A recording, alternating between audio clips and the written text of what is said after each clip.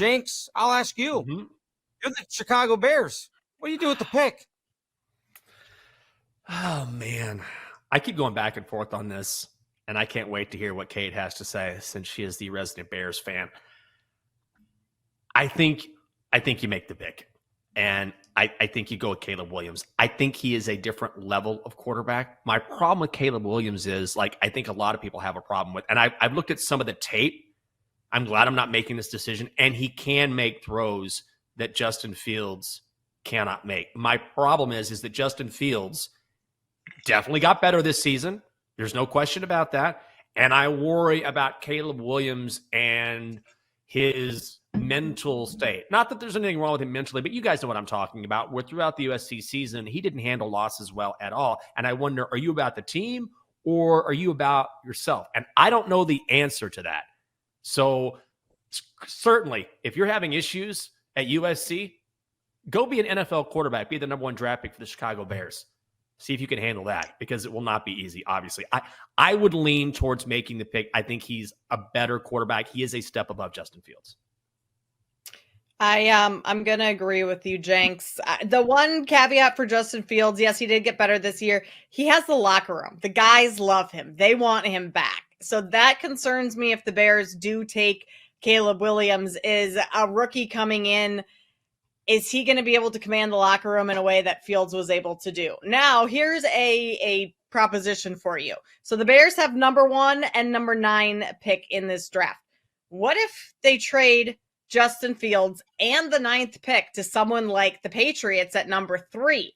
Then the Bears move up. They get Marvin Harrison Jr. You get an elite wide receiver, makes the transition easier for Caleb Williams. I mean, then the Patriots need a quarterback.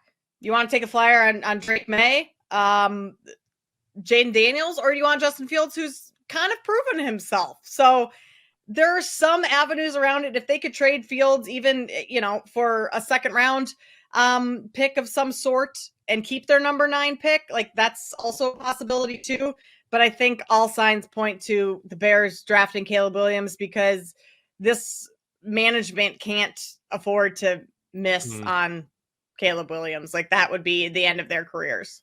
On ESPN, both Woj and Ramona Shelburne are reporting that just before the trade deadline, this is hard to believe, that the Golden State Warriors reached out to the Lakers trying to convince them to make a blockbuster trade and send LeBron to Golden State so he could play with Steph Curry and they could make a run at an NBA title together. And ultimately, the Lakers said, well, we don't want to trade LeBron, but ultimately, the Buss family wants their star players to be happy and wants star players who want to play for their franchise. So they said, we'll defer to LeBron. What does LeBron want to do?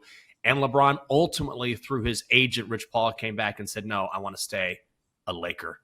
I'm stunned at this move. It's a bold move.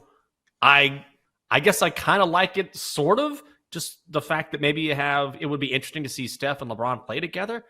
But I'm really surprised that Golden State would go all in, because to get LeBron, obviously, and LeBron's 39 years old, still playing at an incredible level, they would have to give up God knows what. This is sacrificing everything to make a run at one more title.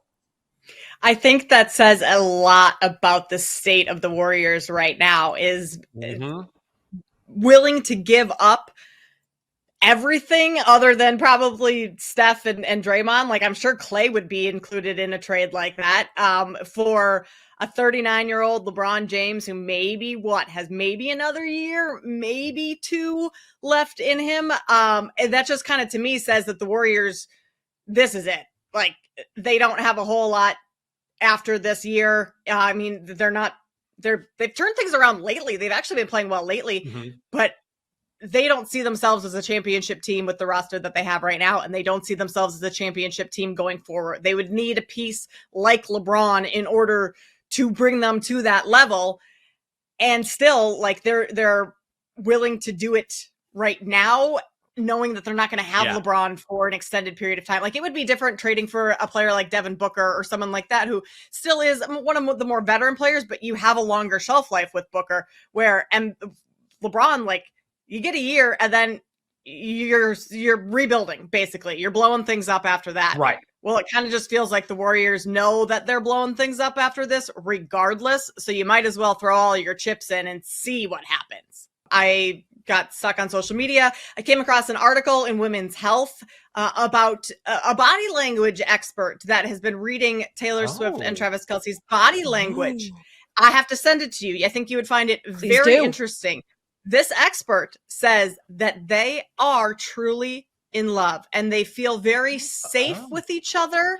They feel very comfortable and things are easy based on the way her hand is on his face and he's leaning into her and resting his head on her shoulder, things like that. So according to the experts, they really are in love. Now, I don't think Taylor Swift and Kanye are quite in much love. What's going on with the Taylor Swift getting Kanye kicked out of the Super Bowl, all of that stuff? Yes, this is the reports that he was not allowed into the Super Bowl because Taylor Swift said, you can't come in here. And rightfully so. Honestly, Taylor Swift made the right move with that. I think she was thinking of just the well-being of probably everybody at the game, but also they are enemies. What he did to her, first of all, at the VMAs years and years and years ago. Well, I'm 50, so I was probably like in my 30s when that happened. So I was going to say, yeah, I was in high school. No, I was like, doing whatever at that point.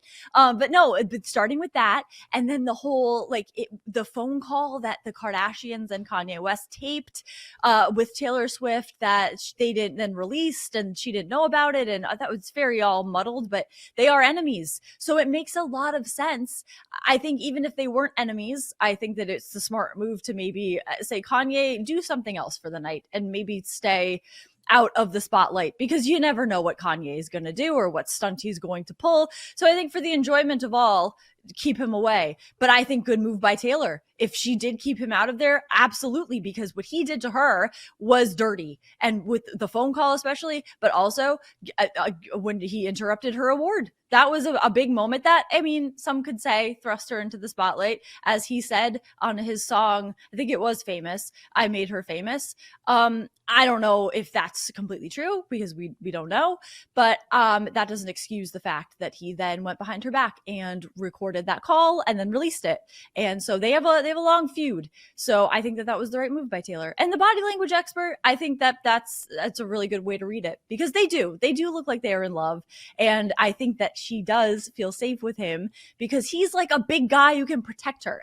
And there were reports about one of their first dates in public that we knew about where he allegedly said to her bodyguards, you guys can take off. I've got it from here, which swoon city. My goodness. Good for her. Yeah. If that is true because he can protect her. So that is woof. It's a very nice thing to say. That's true. I would have said, guys, I need the reinforcements here. Bring in as many bodyguards as you can.